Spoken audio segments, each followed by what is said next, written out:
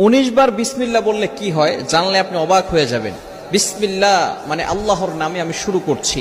পবিত্র কোরআনুল কারীমের ভিতরে সর্বপ্রথম কিন্তু আল্লাহ তাআলা বিসমিল্লাহির রহমানির রহিম দিয়ে শুরু করেছেন, ঠিক কি না? বিসমিল্লাহির রহমানির রহিমের ভিতরে অনেক রাগ কমানোর দোয়া। সহিহ হাদিস, ওই সাহাবী যদি এই বাক্যটা পড়ে তার রাগ কমে যাবে। বাক্যটা হচ্ছে আউযু বিল্লাহি মিনাশ শাইতানির রাজীম, বিতাড়িত শয়তানের কাছ থেকে আল্লাহর কাছে পানাহ চাচ্ছি, প্রোটেকশন চাচ্ছি। বলতে দেরি, রাগ থামতে দেরি হবে। যে ব্যক্তি সূরা ফালাক, সূরা নাস এবং সূরা ইখলাস এই তিনটা সূরা সকালে এবং সন্ধ্যায় তিনবার করে পড়বে, যদি সকালে পড়ে সন্ধ্যা পর্যন্ত যাবতীয় হঠাৎ বিপদ থেকে বেঁচে থাকবে। হঠাৎ বিপদ, ধাপাস করে কোনো বিপদে পড়বে না ইনশাআল্লাহ।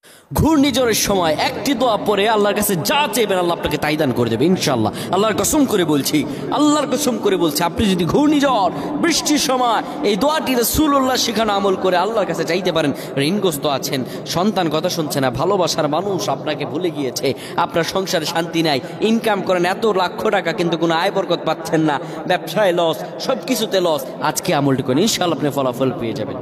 নবীজি আমার বলেন, যখন বৃষ্টি আসবে, তীব্র বৃষ্টির সময় তোমরা আল্লাহর ইস্তেগফার করো আর হাত ভিজাও পানিতে। বৃষ্টির পানিতে হাত ভিজিয়ে আপনি পড়বেন আল্লাহুম্মা সাইয়্যিবান নাফিআ, আল্লাহুম্মা সাইয়্যিবান নাফিআ, আল্লাহুম্মা সাইয়্যিবান নাফিআ। সুবহানাল্লাহ। আল্লাহ আপনার ভাগ্য খুলে দেবে। যা অভাবে আছেন, যা বিপদে আছেন, যা অনিষ্টের মধ্যে আছেন, আল্লাহ আপনাকে রিজিক খুলে দেবে ইনশাআল্লাহ। আল্লাহ আমাদের বুঝার তৌফিক